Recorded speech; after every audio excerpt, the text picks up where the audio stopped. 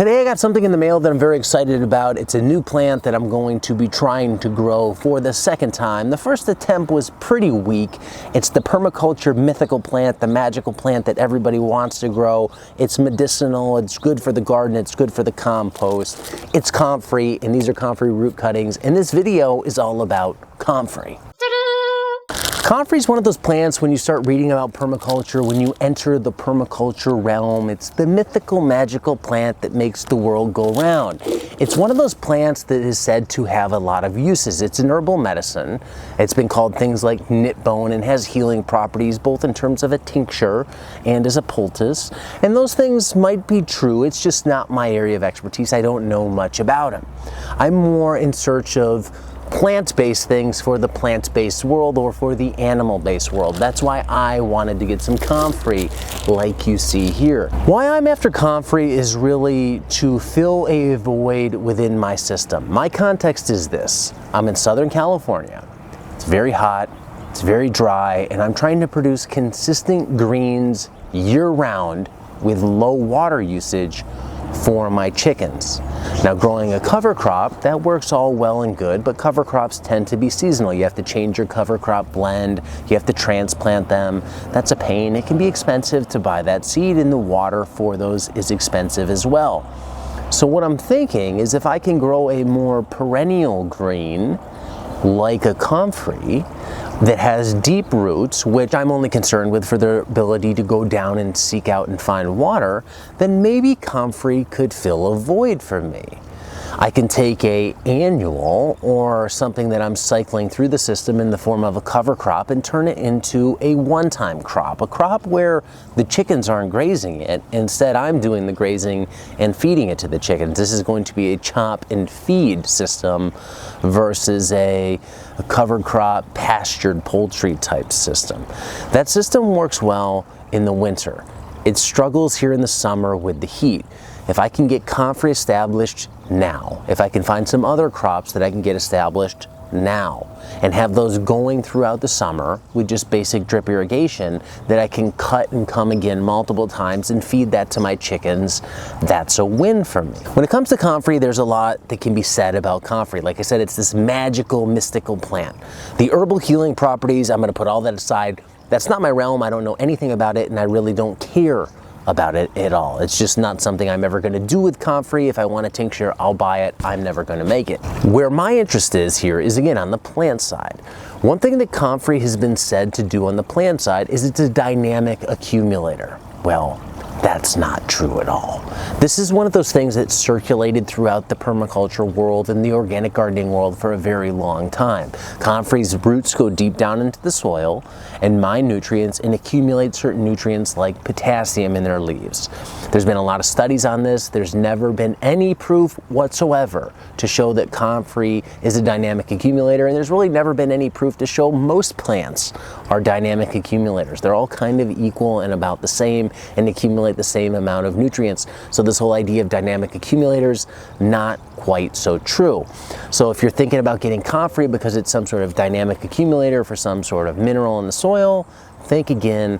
That shouldn't be why you're doing it. Those roots, though, they do perform a function. They do go down deep into the soil where they can access water. That's why I want them. Now, those roots can be as big of a danger as they can be an asset, because Comfrey's one thing that truly does propagate well via root cuttings. If you have a field of Comfrey, you till it up, you're going to be transplanting Comfrey throughout that field because all those little pieces of roots will fill in the gaps and start sprouting into brand new plants. So what I recently got here in the mail were some root cuttings of Bocking 14. I got these from Greg Burns of Nature's Image Farm. Here's his logo right here.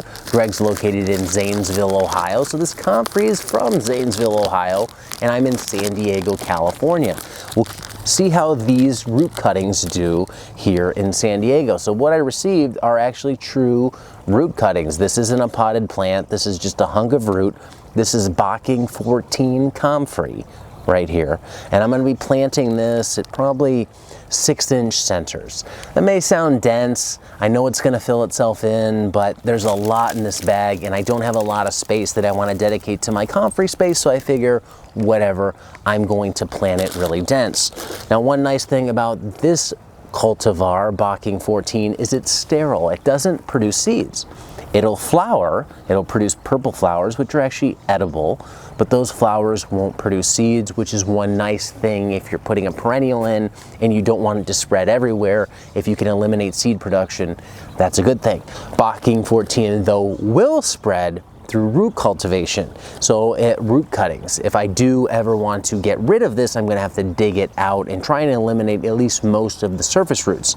Now, one thing I've read, and I don't know this from experience, that if I plant this plant in the ground, eventually it's going to send out side shoots around it, and this single plant is going to turn into a clump, which is what I want. I'm planting it in a 30-inch bed that's about 15 feet long, so I kind of want this dense mat of green, lush, frilly comfrey leaves. Those leaves I'll be able to give to the chickens. Comfrey is just one of these solutions that I'm trying to find for my system to create a more perennial chicken feed. One other crop that I found works really well for chickens are Swiss chard. It tends to just keep producing leaves and leaves and leaves and never wants to bolt. It does well in the heat.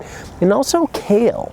Kale's another one which, if I can get it established this time of the year and let it grow and grow throughout the summer, it'll keep going. It's not going to bolt on me. And if aphids fall on the crop that I'm not eating, if it's only for the chickens, it's not really a problem. I can still cut the leaves and give it to the chickens themselves. So this is all part of a grand experiment here. It's to fill a void in the system to give chickens a perennial source of greens that I can cut and feed to them. It's also to kind of scratch this itch. I've always wanted to grow comfrey.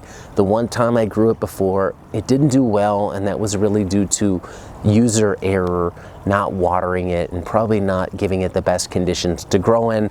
This time it's getting good conditions, good soil bed, nice soil, drip line. I'm going to mulch over it with straw, and hopefully it will do really well.